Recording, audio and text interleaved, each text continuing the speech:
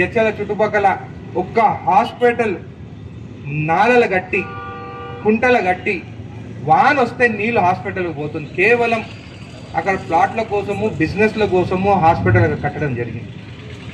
అక్కడ ముందు అసైన్డ్ భూములు ఆయన సొంతం అక్క మాజీ ఎమ్మెల్యే పేరు తీసుకుంటున్నాను, ఆయన సొంతం అక్క కొడుకు అసైన్డ్ ల్యాండ్ కొన్నారు. అసైన్డ్ ల్యాండ్ ఎవరు కొనొద్దు. నేను మీకు అందరికి ఎందుకు చెప్తున్నానంటే మీరన్న పోయి ఆ లక్ష్మారెడ్డికి చెప్పి అది తప్పు 2 ఎకరాల భూమిని మేనల్లుడు కొనింది, ఆ 2 ఎకరాల భూమి గవర్నమెంట్కి రిటర్న్ చేస్తే మెయిన్ రోడ్ నుంచి మనకి ఎంట్రన్స్ హాస్పిటల్కి ఉంటుంది.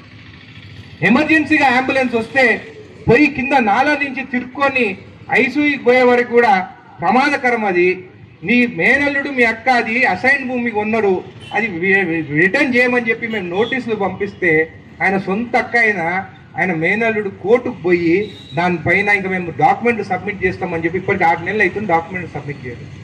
అందుకని మేము నన్ను అందరినీ రిక్వెస్ట్ చేస్తున్నాను. నేను ఇది నా కోసం అడుగుతలేను, ఎవరి కోసం అడుగుతున్నాను, పేదవాళ్ళ కోసం అడుగుతున్నాను, జడ్చల కోసం అడుగుతున్నాను.